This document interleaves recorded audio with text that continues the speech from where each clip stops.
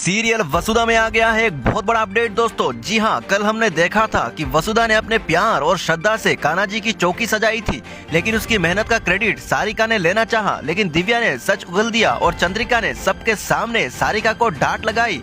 इसी डांट के बाद सारिका के दिल में जलन और बढ़ गई और उसने एक नई चाल चलने की ठान ली। जी हाँ दोस्तों, आज की कहानी शुरू होती है। चंद्रिका सारिका को बुलाती है और कहती है, सारिका ये लो ड्रेस तुम ले जाओ, एक अभी को देना और दूसरा दिव्या को।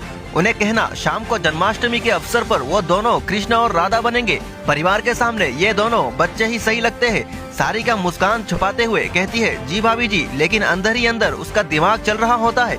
बस यही तो मौका है वसुधा को नीचा दिखाने का और पूरे परिवार के सामने डांट पड़ाने का। वो अभी को कृष्णा का ड्रेस दे देती है, लेकिन दिव्या के पास जाने की बजाय वसुधा के पास जाकर कहती है, वसुधा चंद्रिका ने तुम्हें बुलाया था, ये राधा का ड्रेस तुम्हें दिया है, उन्होंने कहा है आज रात तुम राधा बनोगी।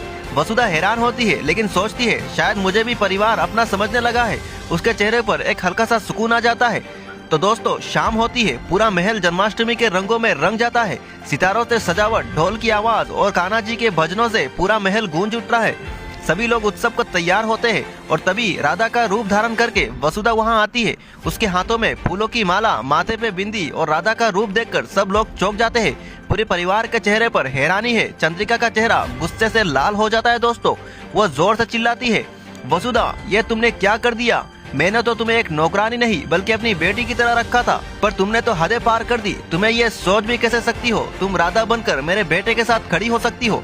वसुधा के आंखों में आंसू आ जाते हैं। वो हल्की सी आवाज में कहती है, मैं तो बस समझी कि आपने कहा मुझे राधा बनना है। तभी सारिका एक कोने में खड़ी खुद से मुस्कान रोक नहीं पाती। उसका चाल सफल हो गई थी और इसी बीच ढोल नगाड़े की आवाज के साथ एक नया दृश्य शुरू होता है। कृष्ण के रूप में सज के देवांश हॉल में प्रवेश करता है। उसकी एंट्री देखकर सब लोग खुश हो जाते हैं, लेकिन जैसे ही उसकी नजर आंसुओं भरी वसुधा में पड़ती है, उसका दिल दुख जाता है। देवांश आगे बढ़कर वसुधा को संभालने की कोशिश करता है और कहता है, बस माँ आप गलत समझ रही हो, वसुधा ने कुछ भी अपनी मर्जी से नहीं किया होगा, जरूर कोई गड़बड़ हुई है।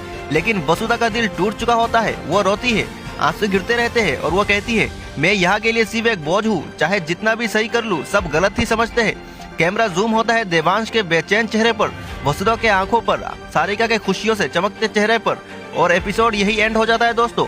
तो दोस्तों अगले एपिसोड में आपको इसके आगे की कहानी के बारे में पता चलेगा। तो दोस्तों अगर आपको वसुधा सीरियल के हर एक अपडेट सबसे पहले पाने हो तो हमारे चैनल को फॉलो करें, लाइक करें और कमेंट में अपनी राय जरूर बताएं दोस्तों। नमस्कार।